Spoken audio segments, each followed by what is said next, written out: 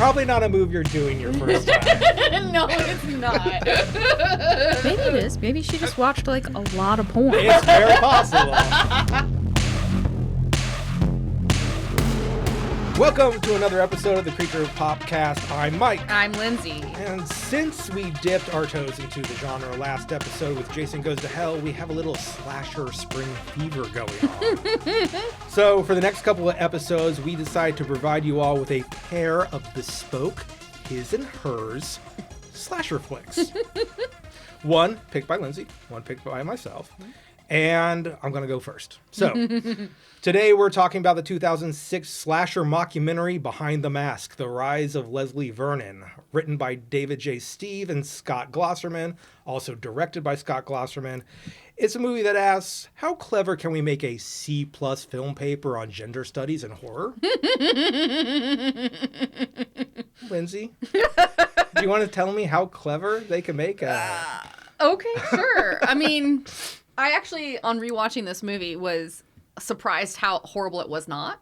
Oh, Yeah. This is my pick, and I'm here to stand by it. I will just say, like, I had seen this movie one time over a decade ago. Yeah, I don't even know how this movie got on my radar. And the hilarious thing about it is it got on my radar at one point. I bought the DVD, and then it was such a shitty DVD, the third act never worked. So I think I've seen this movie 4 times or so. But only the whole way through once. Which means that when you showed it to me, we probably also in my vague recollection, this is when we rented it? Yeah, it was when No, we were dating. I think we went on YouTube and tried to find the ending. Did we really? Yeah, I don't know if we ever even accomplished it. Yeah, I don't think so. No, I did not remember the ending at all, so this is going to be fun. Yeah, let's do it. So we start with a foot pushing a brick to hold a door open, and a waitress throws out some garbage in a dumpster. Yep. This is outside of behind a diner. Yeah, behind a diner. And she's in that pink classic diner outfit. Yeah. So she thinks she sees something in the distance, and as she's looking, the door suddenly closes and locks her out. And then she runs around the building. Yep. And the title card cold open, title card, Behind the Mask. Behind the Mask, and then it has the whole Leslie Vernon part too. Yeah. So then we are with like a reporter with a little like part at the bottom on the news, and it's a square. The aspect ratio has changed. Yeah. And it's welcome to Glen Echo and Taylor, which is the redheaded sister from Home Alone. That's right. Like, I looked her up. I knew who it was as soon as I saw her. Okay, interesting. Both the main characters of this movie are like, oh, I know this person. One, you maybe do. The other one, you absolutely don't. I know the redheaded sister from Home Alone. I don't know anybody else in this movie. So her name is Angela Goethals. I may be saying that wrong. She's in a bunch of stuff, and she's just been consistently doing TV since before this. I mean, she was a child actor. So, yeah, the little tag at the bottom is like... Taylor something. Yeah, it's Taylor Gentry, and she's from a university. Yeah, she's grad student. So she's reporting on slashers. She's like going to Crystal Lake. She's going to Elm Street to talk to some guy who lives on Elm Street. She goes to the Haddonfield, Illinois, and you see people closing their curtains on Halloween. So she's positing this is the world in which Jason Voorhees, Freddy Krueger, and Michael Myers exist. Yeah. They have done the things they've done in all their sequels and have devastated communities. Yes. The man that she tries to speak to on Elm Street who's going behind the door is, again, Kane Hodder, the man who plays Jason Voorhees. Oh, really? Yes. That's his little cameo. I did not know. Yeah. So then she's like, what is the connection between these towns and Glen Echo? And then I guess 20 years ago at this abandoned farm where they are now reporting from, a boy was taken from his home by a frenzied mob and then thrown over the waterfall where he perished. Right. And that boy is about to seek revenge on the town that murdered him. A man, Leslie Vernon, has told them all this. He is that kid. Yes. And he's about to make his triumphant return. So they stop recording, and then they're doing their, oh, was that good shit? And then the aspect ratio changes. Yeah. And so they're at a different farm now. And they're going to go talk to Leslie Vernon. Right. And so they go knock on the door, and he's not there. And she's like, I see him. And then she's like, I see him over here. And her crew is like, we don't see what you see. And then so her crew is just 2 guys. It's Doug and Todd. And from this point on, for most of the movie, it's fairly the Office type of vibe. Yeah, it's a mockumentary. Yeah. So either Todd or Doug are filming the main action, and you see mics pop in, and sometimes you see both of them.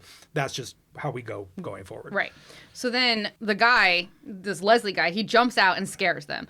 And then he invites them into the house and introduces them to his turtles. Right. So this is So this movie works because of this actor, Yeah. I think.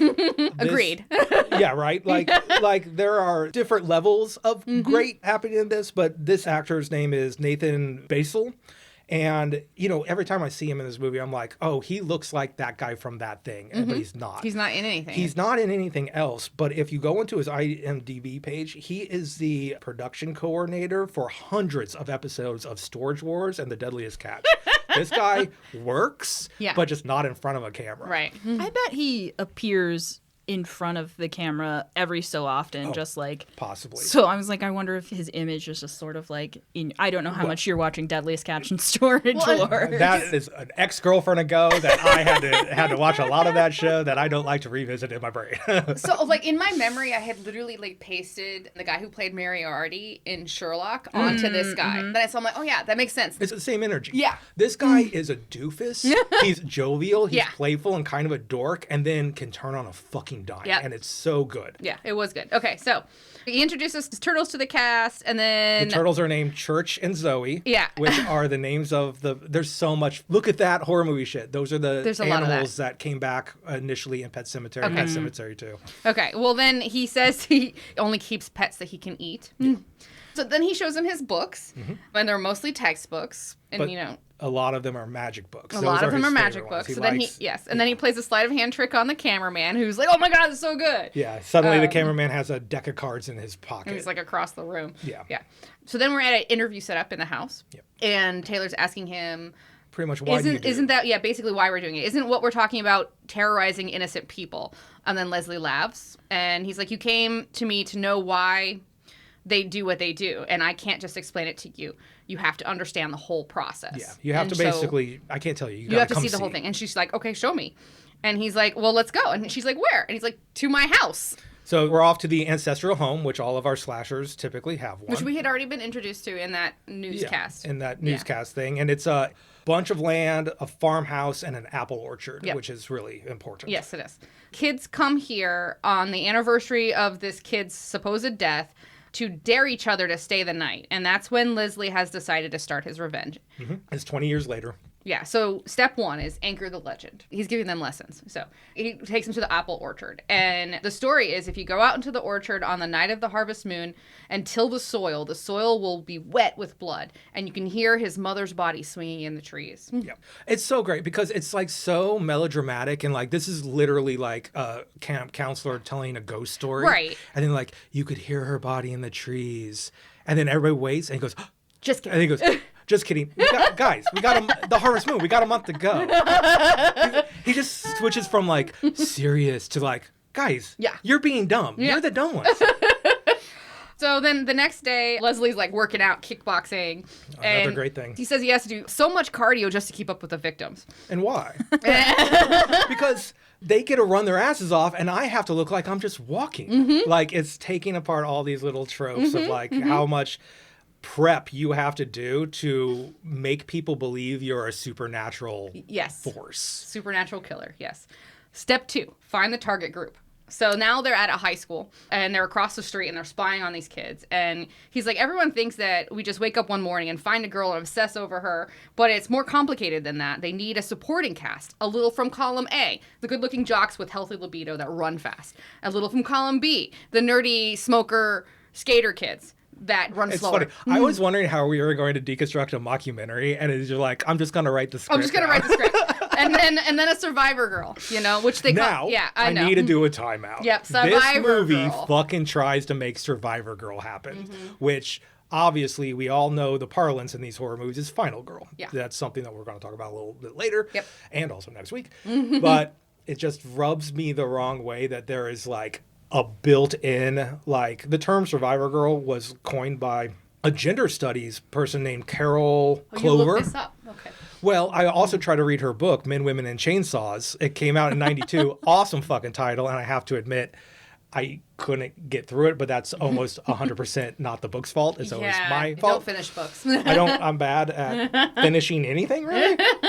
But so, the Final Girl concept and term was in the lexicon. And for whatever reason, this movie wants the term Survivor Girl to happen. Yes, and he actually makes a comment that this is the terminology that people in his line of business use. Right, it's an industry term is what he calls it, which it is absolutely not. Yeah, no. So then he tells her that the survivor girl is a virgin, and she's like, well, how do you know? And he's like, I just know, basically. So a couple things are going on here. I'm going to keep pointing out the silly background stuff. So they're all huddled in the van and they're watching a girl walk across the courtyard, essentially. And behind the girl are 3 younger girls in white jump roping, which is very much the imagery from Nightmare on Elm Street. Yeah. There's always a 1, 2, Freddy's coming for you. Yeah. Those girls are in the I background. didn't notice that. And the girl in question, the virgin, stops and like senses. Yeah. She stops and looks directly at the camera, essentially. She does. And Leslie's like super excited And he's like, that. did you see that? We sensed each other. Right. Yeah. And so it gives credence to what he's saying. There is a vibe in this world. This girl does get the fucking creeps because she's being watched by this man. Who doesn't get the creeps when they get Yeah, I watched was by like, a man? that's a real, It's a real like, thing. you can I feel sense like- you're like, somebody's being creepy. Yeah, but it's so far away. I Doesn't feel like matter. y'all would have the creeps all the time. We do. What we are you talking do. about? Accurate. So Taylor's like, is she your server girl? He's like, no, I already picked a group out at Glen Echo. He's like, I brought you here to see the process. It would be way behind schedule if I had just picked them. Right. So we go to the diner, and he tells the film crew that from this point on, everything is connected to his gig at the farmhouse, and it has to go just right. He gives them an out here, the first of several outs. Yes. To be like, hey, if you're in, you're in. Yeah. From here on out, the ball's rolling. The ball's rolling here. Do you want to leave or do you want to continue? And they decide to continue. So we're here for the girl in the beginning. So it turns out it's the diner girl from the beginning of the movie, Kelly Curtis. The cold open from their perspective, from Yes. the documentary's perspective. Yes. So he forbids the film crew from talking to her. She wants to go talk to her, and he says, absolutely not. Do not talk to her. Of all things in this investigation you guys are doing, this documentary, you don't talk to that girl. Yeah. That is a bridge too far. Bridge too far. Yeah. So then now, step 3, the flyby. So he basically shows us how the first scene happens. He goes out to the behind the diner. He shows how he built the whole thing. He had fishing line around the brick. That's and holding the door open. yeah, and then he asks, since you're here, you can help me. And he's like, you go over there and pull the brick. This is huge to me. Because you're here, you're going to pull the brick. He immediately makes her complicit. So she's not just in the documentary anymore. She is helping him terrorize. Yeah. And her boys are hyped. Yeah, they are. This is fun. Afterward, the crew is like, that was so amazing. I mean, how did you know she was going to react that way? Yeah. They were just floored. Like, The fact that he can kind of pop up and disappear. Yeah. This is giving me, like, from Murder Party, like, that group. Who's This like, is a fucking kind of- game of Camp Grizzly. Yeah, When I was yes, watching it it, is, it's yes. like all of this was just like, oh, I've played this game before, Yeah. especially Well, when we 'cause, get like- to the third act.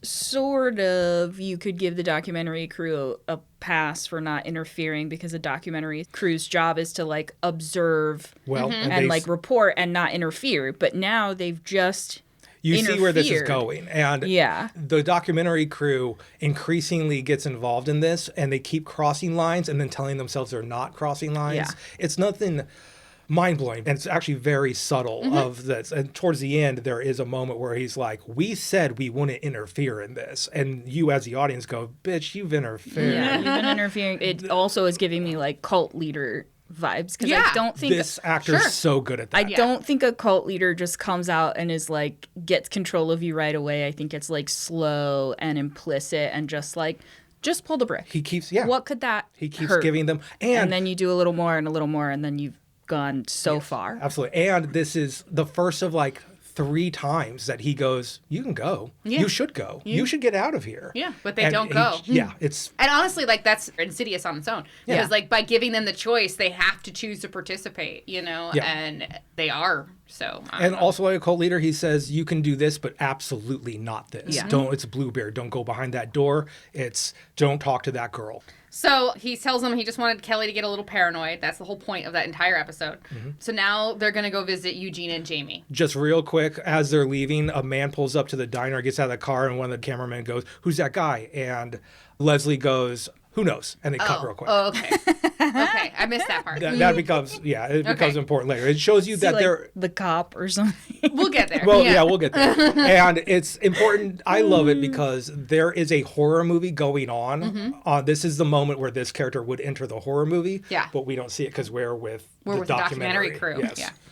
Okay, so we go visit Eugene and Jamie, which are his best friends. Yeah. Leslie's best friends. Eugene is in a sensory deprivation tank that's been buried under the ground. Yeah. So Leslie goes to go dig him up. First, we are introduced to Jamie, the wife. She's this young, vibrant woman, and she's going to be making them dinner and everything, and is like, oh, he's out in the tank. You should go get him. I keep forgetting to get him. Yeah. So they go out to dig up this tank. So they go dig him up, and Taylor's like, if he's retired, why does he still need to go do this? And Leslie's like, I have no idea. Yeah.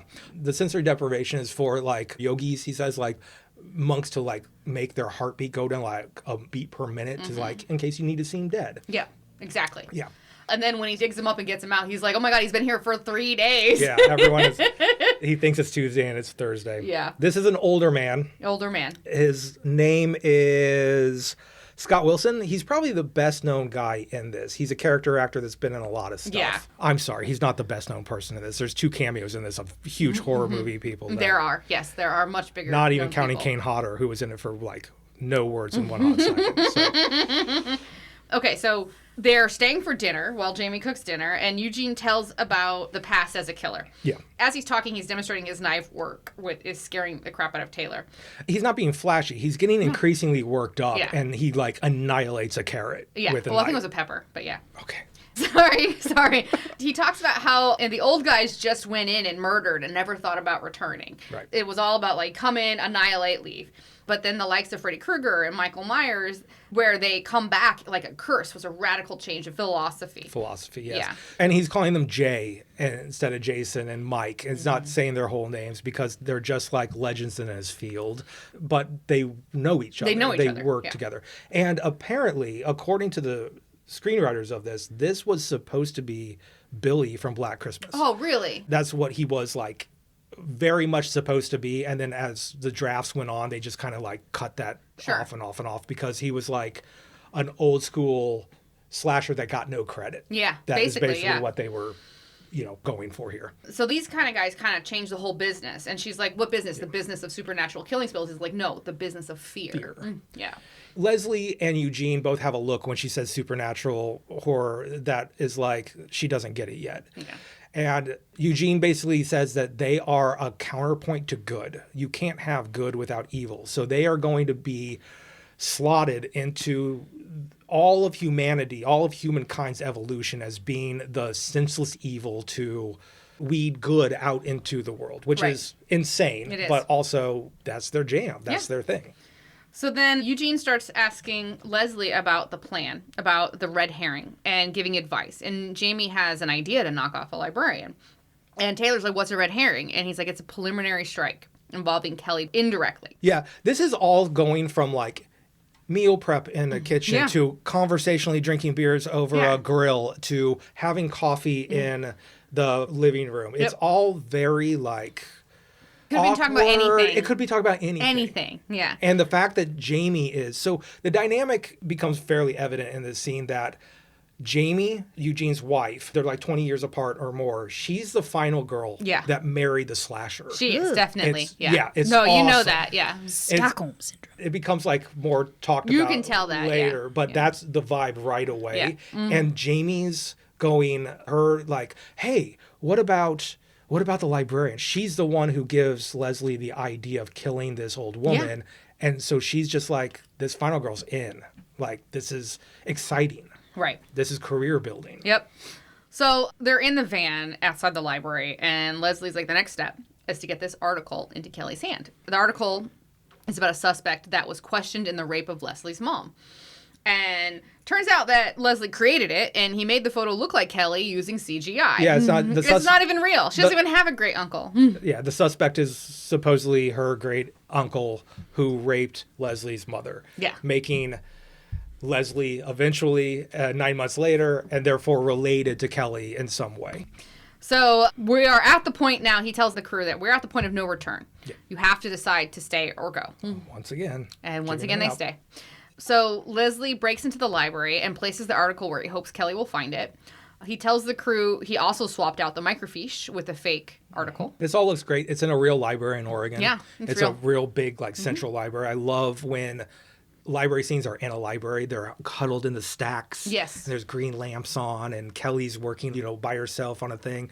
And we have the little tiny librarian who we're going to talk about in a second off to the side. It's just like the production value is perfect because it's a real place. It's a real place. And so then he tells like step by step how the night's going to go, what he's going to do. And he tells at the end, like, meet me back at the van to the crew. And so the crew are watching Kelly, and then the crew is making comments on Kelly's looks about how she walks like a gazelle. Like, it's pretty misogynistic. Yeah. So Doug is outside in the van. Yes. And he's on comms. And Todd is the one in the camp. He's the one making Todd the is the one comments, filming all of this. Yeah. And he's the one who is just so horny for this 17-year-old girl. Yeah. That he can't stop making constant comments throughout the whole movie. Now, do you know this actress at all? No. She's bad. She's not a good actress. It turns out Kelly can't act very well. But she has made a bunch of TV. I only ask you because she was on like 33 episodes of The American Shameless. So, and I know you watched that. I watched some of it. I didn't watch a lot of it. Yeah. She's a character named Tammy, which I have to imagine is a bubbly blonde. I watched like 4 seasons out of like the 11 that there were. I did not. The weirdness about this is this actress is 6 feet tall. Yeah, she's very She's incredibly tall. It makes things a little weird in frame for the whole movie. Sure. So we're like, she's 17. I'm like, well, she's a giant. Tammy Eddy? A blonde-haired Yeah, she's blonde. Yeah. Yeah, she's the one who falls in love with Lip. And they have a kid together. Yeah, she's featured in a lot of it. Is Lip the bear? Yes, Lip is the bear. Okay. Yeah. Well, she was good in that, so maybe she got better. No. I think this is probably one of her first things. I'm not throwing any shade. She's not very good in this. When I saw her career, I'm like, oh, maybe these guys couldn't direct her. Maybe whatever. It's very possible it's not her fault at all. All right. Anyway, so then the walkie goes off, and Doug out in the van is like, "There's someone else here." Yeah, someone has pulled up. Yeah. So then the movie switches format. We are now no longer in the documentary format. Music sting, and boom! For the first time since the cold open, we're in the movie. We're in the movie. And Zelda Rubinstein, everybody. Yes! I love not only the music scene, the like rumble that you're in the movie, but it changes from we've been in this shaking cam the whole time to a dolly of above the library, panning down to see down the main stacks. It's a beautiful shot. It's a beautiful library. You are now watching a movie. Yeah, now we're in the movie. And the librarian is Zelda Rubinstein. The Tajina, I think is her name. She's the woman in Poltergeist. Yes, the witchy lady. This house is clean.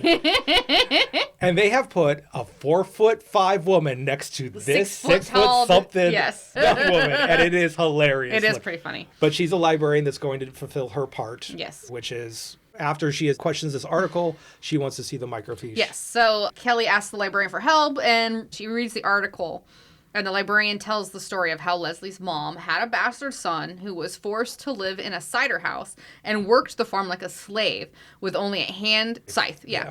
And then one day he revolted, and under the harvest moon, he murdered his father and buried him in the field, and then dragged his mother from the house and hanged her in the orchard. And remember, the whole time it's, and one day he revolted and murdered his father. Yes, think Poltergeist. It's so good. It's like, we got you for this specifically, and you nailed it. She did nail it. And then she's like, and then the town people marched to the house and bound his hands, and then marched him to the falls and threw him over, where he vanished into the icy waters.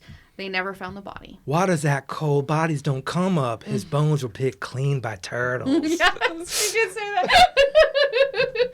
Back to the turtles. So then Kelly turns around and screams. Which is such a good... This movie's sprinkled with that. You can tell that Leslie invented this whole story and sprinkled it through the town. Because he has pet turtles, he decided a detail would be his bones were picked clean by turtles. Yeah, he did.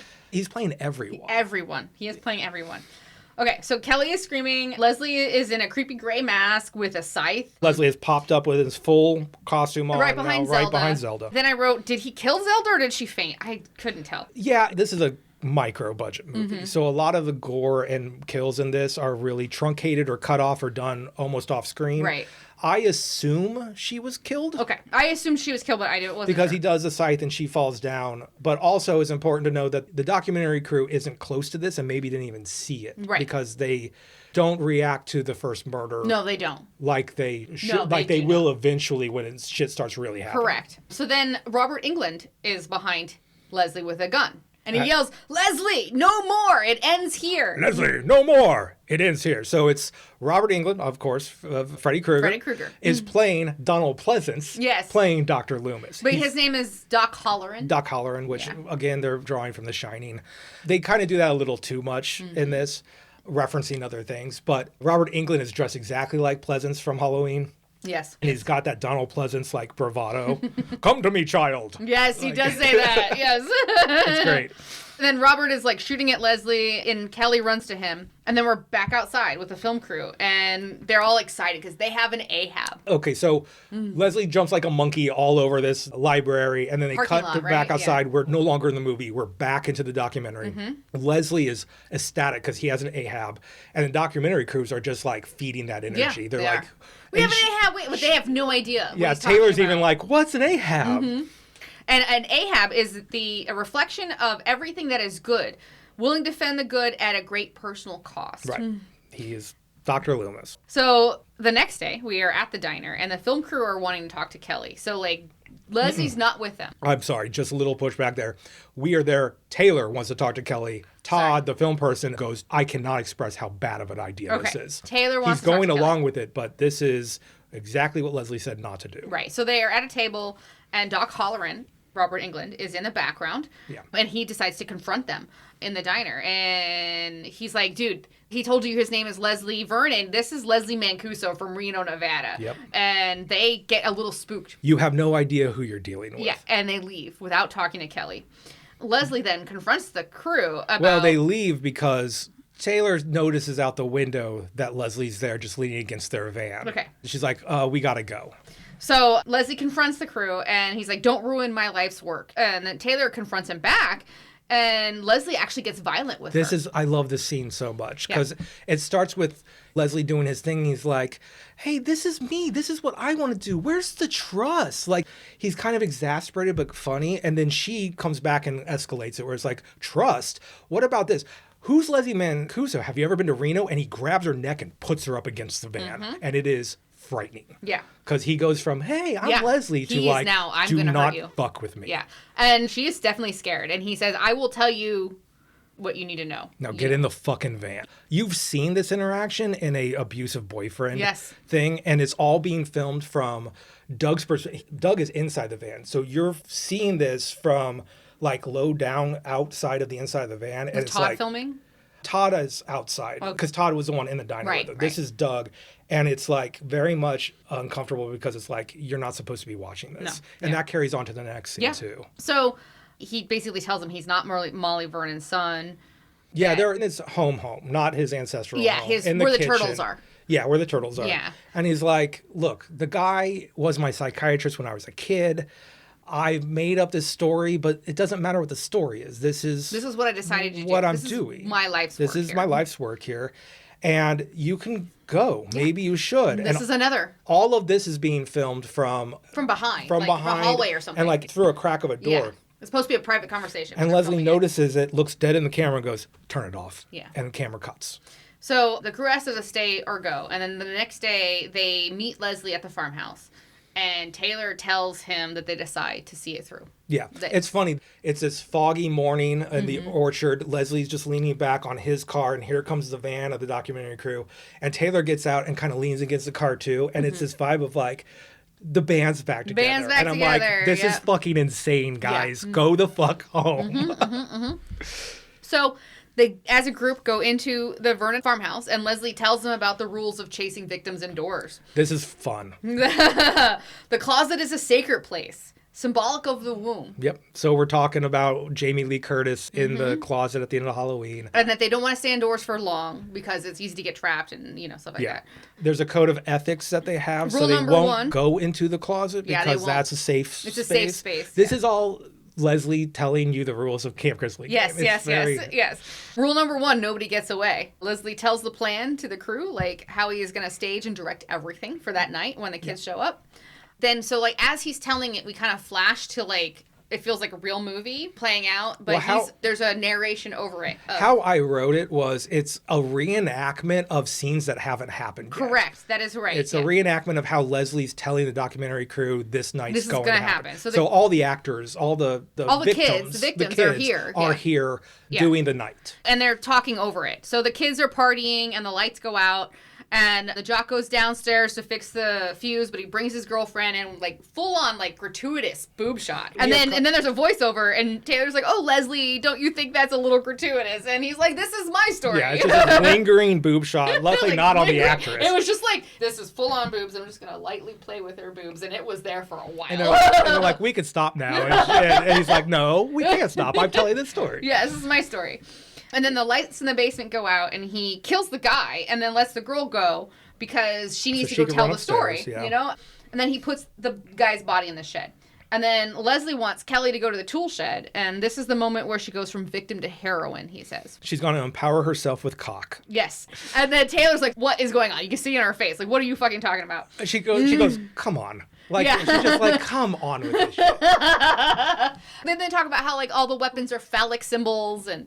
Yeah. She's taking my manhood and using it against me. Yeah, this is why I said, is this a C+ film studies paper on gender horror? Stories, yes. It knows what it's doing. Yeah. Like, kind of. I have a little problem with the ending of this movie. But, yeah, go on. I wrote gross. Well, and she calls him out. She's like, so you're a chauvinist, too. Yes. Like, she's Well, because there was, with the womb talk, there was a pro-life, and now you're pro-life and a chauvinist. Yeah. So they go to the shed, and he shows Taylor how he sabotaged most of the weapons. I love this stuff. He's like, sawed through the top of the axe, loosened the sledgehammer top, and is like, let's just hope she doesn't get lucky with the first hit. Yep. So then they're walking around the outside of the house. He talks about how he nailed all the windows shut and cut down the large branches and then pre-cut the smaller ones. Yeah. And Taylor's like, that sounds like cheating. It's preparation. I'm one guy. It's 8 against 1. Yeah. So, like, what's next? The kids find the couple upstairs dead, and then they leave, but the cars won't start. Right. This is continuing the reenactment. Yeah, continuing the reenactment. And then Leslie smashes the window in the car and kills the driver. And then with Taylor narrating now, he's like kind of goaded her to say, like, what happens next, Taylor? Yeah, you tell me the end of this story. And so she's like, well, the kids run to the barn, and then one goes into the loft, and Leslie kills it. And then the other two go into another room, and then Leslie stops her and says, don't forget Ahab. So the movie literally rewinds. Yeah. In order to include the scene where Robert Englund shows up. Yes, and so now it's Leslie narrating. And he's like, the only thing he has to do is keep Kelly busy by throwing a few bodies here and there. And then we have the good via evil showdown where the Doc Halloran is murdered and Kelly escapes via the orchard. Right. So now we're going to talk about the yonic energy in the orchard. So, yeah. And it's just as important as the phallic energy of the fucking weapon. So, yonic, it's lady parts. Lady parts. They literally say lady parts in the movie. Because he's a child. All of this shit is being done on purpose. Leslie is mansplaining something that he only has a dumb boy's understanding of. He thinks he's incredibly smart. He the does. Smartest man in the room.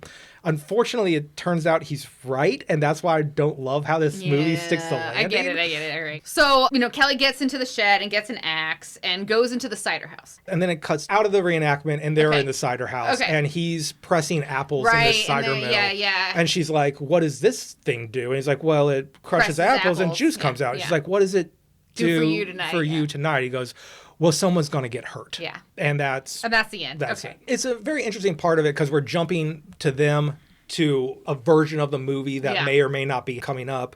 So it's actually wonderfully done, in my opinion. No, I agree. I agree. It was very well done. Here's what's going to happen. And then for such shit, a B-level movie, it was very well done. And the fact that they never really did anything again. I know. I did a very shallow dive to be like, did these boys get canceled for something terrible? And it just seems like maybe the industry wasn't for them. I feel like they just needed to wait another 15 years to make that movie. This hit me so hard. This movie's like right up my alley. I know, this movie is right up your alley. So, okay, they have a send-off with Eugene and Jamie, and they wish them well. And she asks Eugene advice on how to survive. Taylor does, okay? And he's like, run and don't stop. Don't look back. We'll catch you. Don't try to hide. We'll find you. You'll lose, he says. Run and don't look back. That is how you escape. Yeah, it's a sweet little moment. It's as if, with Eugene and Jamie, they're outside of their own house in the driveway. And it's this like beautiful send-off of a big it has like prom night vibes of like, you kids go on and do your thing. But it also is like, momentous import is happening. You guys are going to go do a thing. Yeah, they are. So then we're in Leslie's house, and Taylor is watching Leslie get ready. He's putting on his makeup. It's a combination of beautiful scenes to me. Yeah, I mean, they talk about a lot of stuff, but the thing I wrote down was, she's like, you love her, don't you? And he's like, I love the idea of her. And she's behind him, and he's just putting this gooey makeup on. He says it's half preparation H to stem wounds and half fire retardant. Yeah, basically. And he's just contemplating his own face while he's talking about this. I mean, this is intimate. It's like intimate between these two characters. Like in many movies that you see where the mom is putting on her cold cream at night and, you know, the little girl is asking questions. It literally feels like that. I love that that's the energy you bring, considering the next movie. Yeah. And this energy, I'm like, this is a toxic relationship of a man looking of a woman talking about a man's life work and the man only looking at himself in the mirror. Yeah, I see that. I mean, to be fair, I was thinking of, what is that Joan Crawford movie with... Whatever Happened to Baby Jane? Yes, thank you. Okay. That's what it reminded me of, this scene. Then they're in, like, the barn or something, and Leslie is just like, I am so happy, and he is just bawling. This is, like, my favorite moment, I think, because the kids are coming to the thing. They're up in the barn, Leslie and Taylor. He's in full makeup, not the mask yet.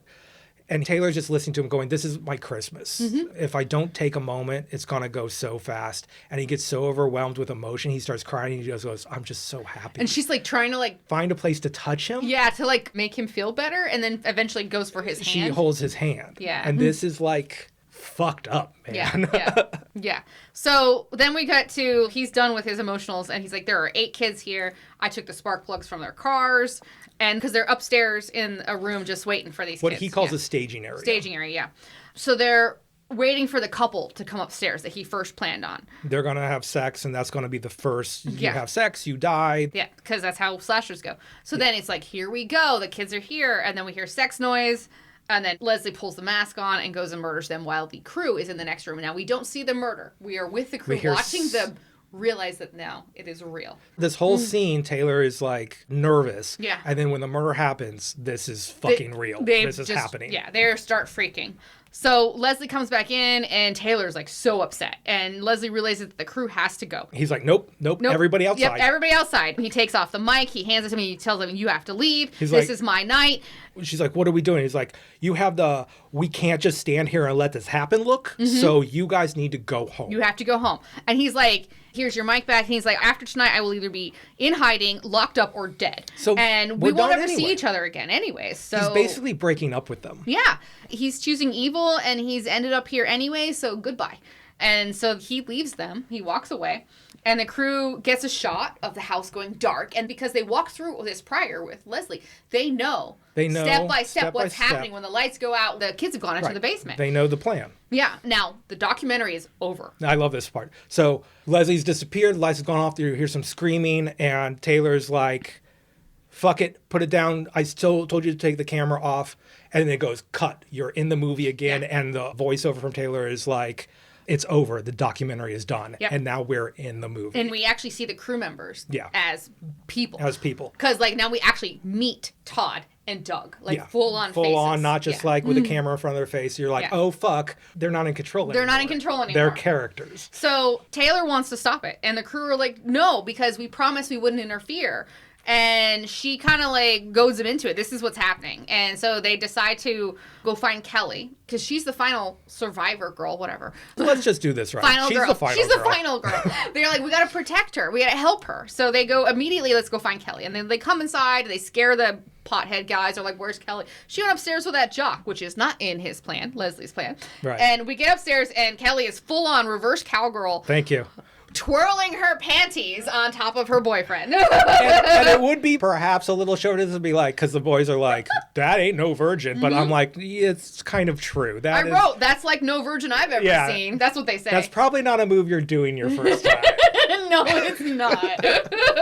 Maybe it is. Maybe she just watched like a lot of porn. It's very possible. I mean, if it's remade in 2025, I'd give that an idea. But in 2006. You're like, she just watched like a ton of porn. Maybe she was taking notes. Maybe she planned to lose her virginity like to a T. She was like, I know what I want to do. We're going to try these moves. Also, she's been doing this on her own on OnlyFans for like a year and a half. Okay, so then Taylor tells the kids that Leslie is trying to kill them all, and they don't believe her until the other girl from downstairs, from the boob shot earlier, comes upstairs, and she's like, he killed Pete. And the crew is trying to... Convince them. Yeah. What's going on. And Taylor is telling Kelly, exactly what's going on. This was us outside the diner. This was this, whatever. And Leslie Vernon is outside the window watching the two of them. Yeah, and it's like every time the crew is trying to help, they're making it worse. So they're making it worse. They decide to take the kids upstairs and show them the murdered couple. But when they get there, they're not there. And There's they're no like, bodies. What happened? And then they realize that Leslie is adjusting the plan to accommodate the extra people. That's what they've decided. They've decided that they've changed the plan. I love how they're always a step behind in their, obviously now we're in it. We're now in it. So Leslie's changed it. So there are two kids now. The two pothead guys are going to the shed. And one goes in and Leslie kills him like he planned. And then the second kid opens the door and the first kid's body falls out. And then we see Taylor out there because, she was like, oh, kid, shit. They're kids trying to get them out of the shed. Yeah. So they run out there and they see that Leslie is now killing the second kid with a post hole digger. And he literally threatened if another kid showed up at the shed, he would kill them with a post hole digger. Leslie has told, in the documentary, he tells them what's going to happen. And then Leslie's also telling us, the audience, what's actually going to happen. And so and probably my favorite kill, post hole digs this kid's still beating heart out of his chest and puts it in his own hand. Yeah. It's silly, but it looks absolutely. Great. I wrote that down too. So they're back in the house with the kids and they realize that shit, our van isn't sabotaged. Which is so since stupid. It's not part of the plan. They're so dumb. They haven't decided that they're part of the plan yet. They think he's still on the fly. But they just said he's changing the plan to accommodate the extra people. Yeah, but they just think because it's on the fly, he hasn't made it to the van yet. Fine. They forget that this is a supernatural killer. They think it's just a human person because they've been hanging out with him for weeks. It is just, fuck. I don't know. It's just a human guy. He's just a man. So anyways, they take the kids out there and then they open up the van side and the dead couple that was supposed to be upstairs is now in their van. Now there. So it's doing the jump scare that was supposed to happen to the movie earlier is happening to them now. Right. So then they push the bodies out of the way and then Todd jumps in and tries to start the van. And Taylor's like, Leslie's way ahead of us. It's not going to start. And it doesn't. So they all go back to the house. Taylor tells Kelly that she has to step up because Leslie thinks she's the survivor girl and that she is a virgin. And when he finds out that she's not a virgin, he will kill all of them and leave no witnesses. Right. And she's like, I'm so sorry, I'm not a virgin. She screams it. She's indignant because she shouldn't have to apologize for this. She should not have to apologize for that, yeah. So then somebody's trying to get into the room. And then Kelly freaks out, grabs a chair, smashes a window. Grabs a tiny branch. Yeah, and then gets onto a small branch. And then they're all like, no, Kelly. Because earlier we saw Leslie sawing through that branch. Falls down, snaps her neck, and dies. No, Kelly's out of the picture. And when we see her body, Leslie's standing over it down below. So the remaining kids run to the barn. And the crew stop and say, fuck this. Todd yells, rule 1, no one gets away. I'm doing it. This is another moment that I didn't, because I haven't seen this part of the movie. Mm-hmm. I love this. Yeah. Todd's a bigger boy, and Leslie's coming at, they're running. And of course the camera looks back and Leslie's walking, which so you never get to see him run after them. Right. And Todd goes, hey, Vernon, no one gets to survive, and I'm running this way, so come get me, motherfucker. Yep. He leads him away. And it's a beautiful sacrifice he does. Yeah. He runs into the orchard. Yeah, and then Leslie chases him into the field, and Todd's, covered in bloody dirt, and he's Well, because it's the story. It's the story, but even though it's not the Harvest Moon, but whatever. But he's trying to convince. Leslie probably just went out there with Todd. Caro syrup, red Caro syrup. He's like, this is Todd. We were in this together. I love this. So yeah, and he's trying to convince him that he gets stuck. Todd falls down, and Leslie gets on top of it, and Todd is like, "Let me fucking see you. Let me see you," and is pulling the mask off of him. It was great, and it's so good because he's like, "It's me, man. We're doing this. We've been together for weeks. We've been together for this. Are we really doing this?" And Leslie just reaches down and snaps his neck. Yeah. So the remaining 4 survivors are in the loft in the barn. And then Taylor in the barn realizes that she's the final girl. That Leslie had it all planned out before they even met. Yep.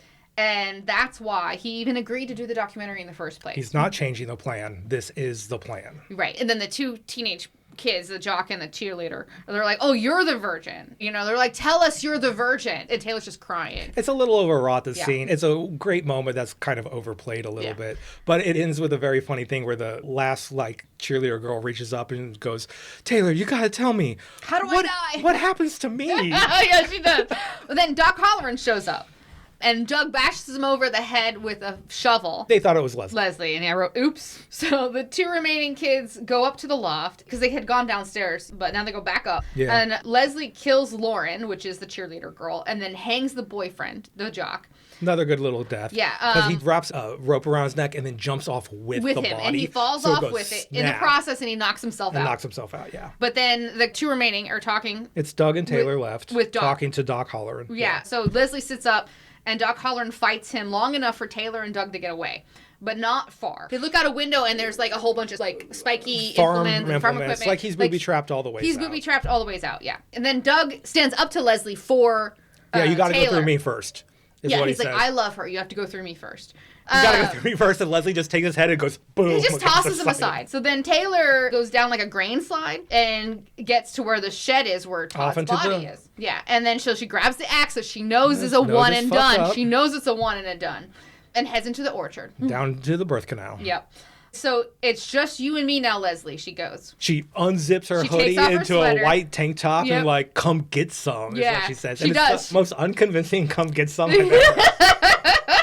So he's just kind of playing with her, like she's like tripping around and whatever. So she's running and Leslie finds her and she strikes him with the axe and she hits him the one time. And hope she doesn't get lucky with the first hit. Of course the axe head falls off because he compromised it. She's running to the cider house and she gets inside. And Leslie follows, but he can't find her in the cider house until suddenly a pulley flies out of the corner and hits him. Then it's just a tussle. And that's a tussle, and then he starts to strangle her. And the scythe is in his pocket, his back pocket, and so she reaches and grabs the blade and stabs him in the side. She basically turns it and stabs him with his scythe. Put his head into the cider press. Yep, and starts to turn. And he's on his hands and knees with the head in the cider press, and she kneels on him like an ottoman and just starts cranking this thing down on his face. And he goes, Taylor, I knew you were the one. Yeah, as he pulls his own mask off and says, Taylor, I knew you were the one. And she does one more screaming crunch. Yep. Mm-hmm. And then she starts to cry and she grabs the gas that's over there and starts to light everything on fire. She lights the whole thing on fire. She grabs the axe handle outside and throws it into the fire. Don't know why. Whatever, yeah. We watch it all burn down. And then Doug shows up. But then with Doug the doc. and Doc show up. Yeah. So they didn't die. And Doug is it he? And I don't know what he is. And then Doc Holleran's like, just a man. He's just a man. He's just a man. As we go into the burning building and go up to the black sky. Yeah. And then I was so proud of myself. I watched the after credit scene. You watched the credit.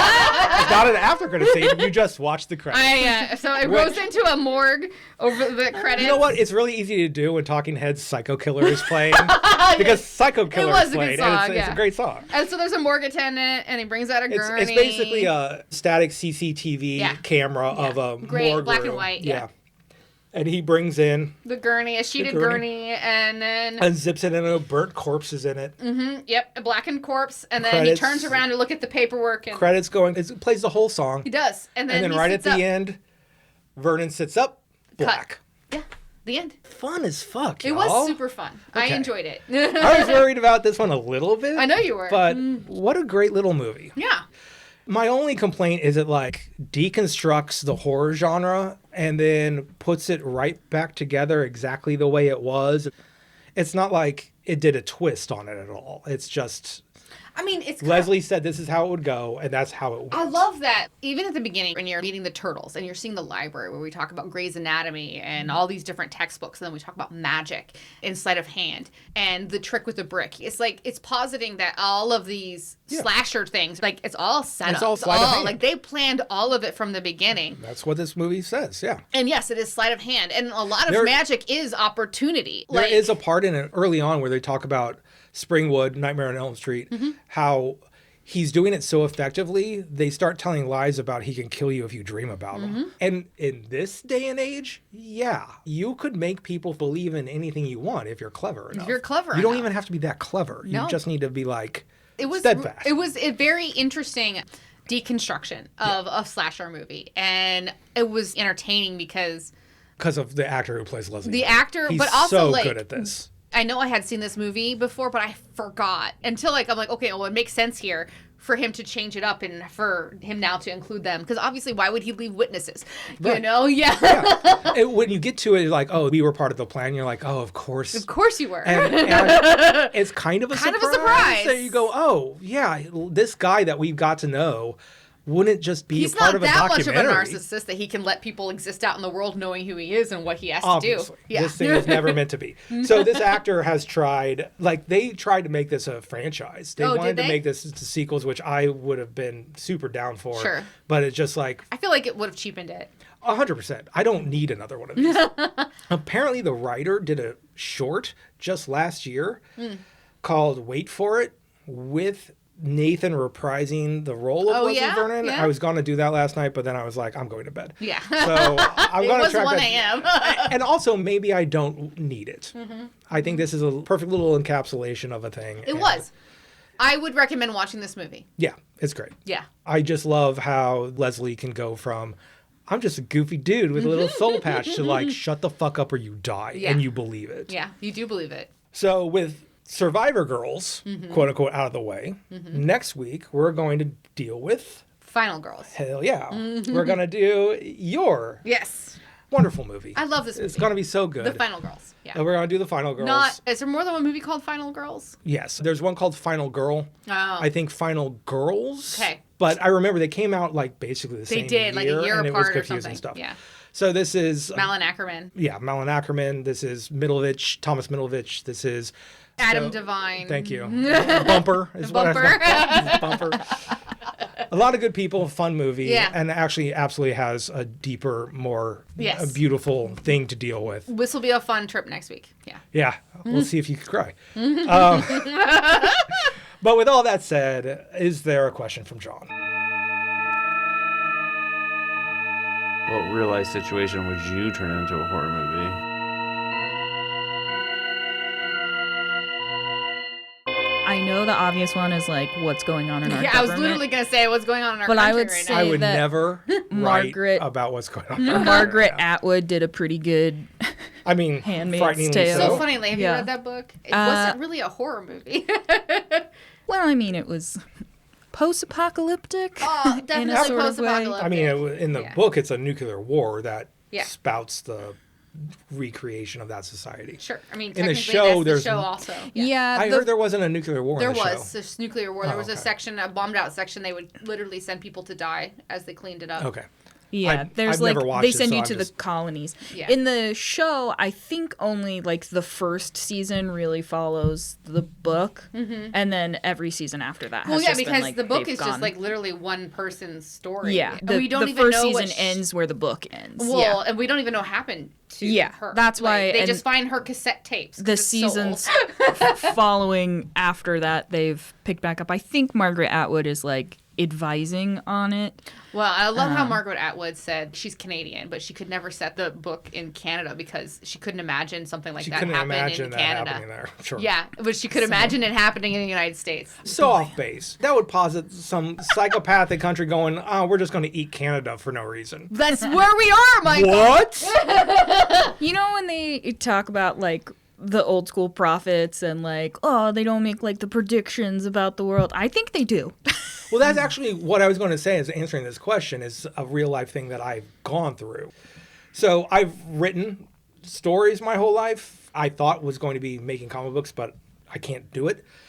But as my stories have progressed, they keep commenting on the one before because the stories keep coming true. Yeah. And I think that as my own existential horror that I keep predicting, and that's not like Nostradamus. yay me and I'm smart, but like my first story was a big epic about this stuff, and it very much is like the United States government made the world America, Right. and the people in charge were half religious, half game show host. And then my second story was about what happens when you tell a story so often and can't get it out of your head, it breaks free and becomes reality. And then I have other ones, but then the one I'm doing now has a character that just works where he works.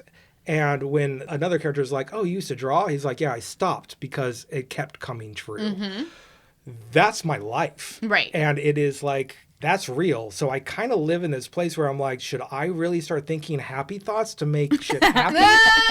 Or like, how in my head can I get with this I feel like real life like tells you about what's going to happen. I mean, I feel like it's easy to extrapolate. I feel like some of the, just like, economists make predictions about how the market's going to, nobody's like, they're telling the future. They're reading the signs that are already there and being like, I can see where this story goes. And we always say like every story is the same story told over and over again. And I feel like there's a handful of stories told over and over again. Sorry, there's a handful of stories told over and over again. But as human beings keep doing the same things over and over again. So it's very easy to predict what we're going to fucking do to ourselves. That is very much my point. It's the horror in me is, do I think happy thoughts to make things good because I have power? Or do I keep extrapolating the course of humanity and the horror is we're fucked? The horror is we're fucked. Well, that's like I know. The way that Germany especially has jumped on and protested Trump and stuff because they're like, we can see the signs. Yeah. We can see what's happening. You can't get to a street corner in Germany and not have a monument that's a I'm sorry to what happened. What's great about Germany is that they seem to have learned. And they take it very seriously. Like, people aren't just allowed to have, like, if you've got, like, Nazi goods, you can't just, if you have them personally, you can't just... Heil there without... You can't, no, that shit shit just is get taken away. Illegal. But they tried, they were like, we can see the signs. And I will say, a fair number of Americans also said, we agree, we also see the signs. I mean, but it's we hard got not to see the signs. outvoted by people who refused. Can't see the signs? No, refused. They can see it. They straight up refused. The point is, we have enabled people to get to a level of power where laws don't matter anymore, other than for the people they don't like. Yeah. We are in a dark, dangerous fucking time. And sometimes I think I'm going to walk up here and I'm going to record a podcast, and that seems so frivolous. The horror movie is America. America is the horror movie. It's just called America. That's where I'm at. Yeah. Well, okay. So I'll go a little bit lighter. First, I'll make a note about Idiocracy. Obviously, the makers of that movie, when they put it out, they were like, we never intended for it to be a true story. And years ago, when I first watched it, before all of this, it's like, it's so dumb. The movie's so dumb. Everyone's so stupid. And you're like, oh, shit.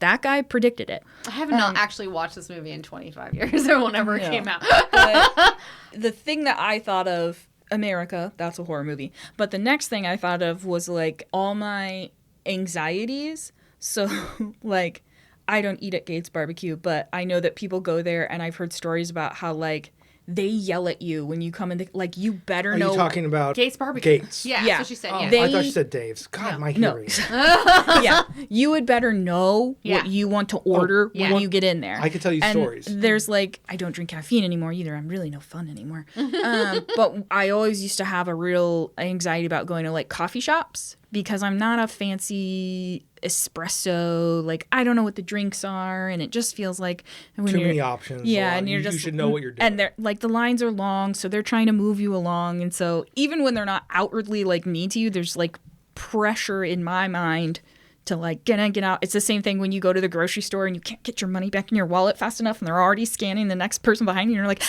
so your anxiety is a little heightened. Yeah. And I was like, what if my anxiety was supernatural and would just like, if I let myself get, this is sort of like a Hulk scenario, if I let myself get too anxious, people started dying. Like the cashier's head just like that's interesting. Exploded. I could. So that's also anxiety inducing. So it's like a feedback. Yeah. So you're like, if I get too anxious, if I cannot keep myself calm, my anxiety will kill people. And now I have anxiety about. Yeah. This is just mental illness. So it's a fast movie because I'd be sitting at home and like people's heads would be popping. I'm like, shit, Jamie's having a day, and then the whole world would die. It would just be a domino effect. There's no stopping it.